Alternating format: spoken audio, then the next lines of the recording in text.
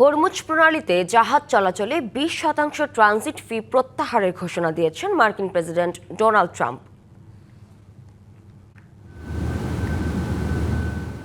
বিশ্ব রাজনীতি সহ তেল বাণিজ্যের গুরুত্বপূর্ণ কেন্দ্র এখন হরমুজ প্রণালী। ইরান যুদ্ধ শুরুর পর থেকেই অন্যতম প্রধান সামুদ্রিক জলপথটি নির্ধারণ করেছে বিশ্ব অর্থনীতির গতিপথ। এর নিয়ন্ত্রণ নিতে তাই চেষ্টার কমতি ছিল না যুক্তরাষ্ট্রের, যদিও ভৌগোলিকভাবে পেন্টাগনের জন্য তা প্রায় অসম্ভব।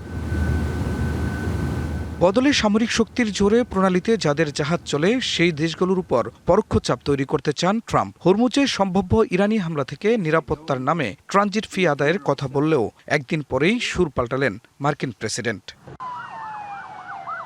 বদলে উপসাগরীয় মিত্রদের কাছ থেকে বিপুল বিনিয়োগ নেবে আমেরিকা, তবে প্রণালীতে ইরানের কোনো জাহাজ চলতে দেওয়া হবে না বলে দিয়েছে কড়া হুঁশিয়ারি।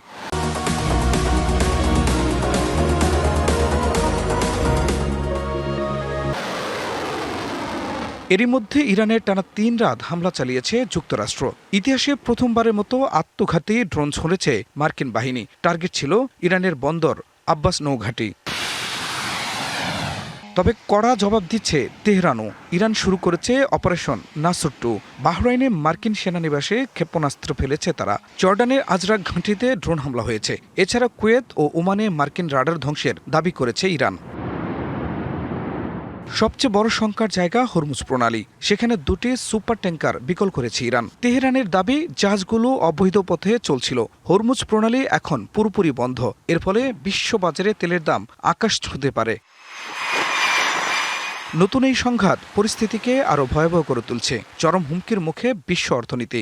বলা হচ্ছে আধুনিক ইতিহাসে সবচেয়ে বড় জ্বালানি যুদ্ধের দিকে এগোচ্ছে বিশ্ব। খান মোহাম্মদ মুকুল, ডিবিসি নিউজ ডেস্ক।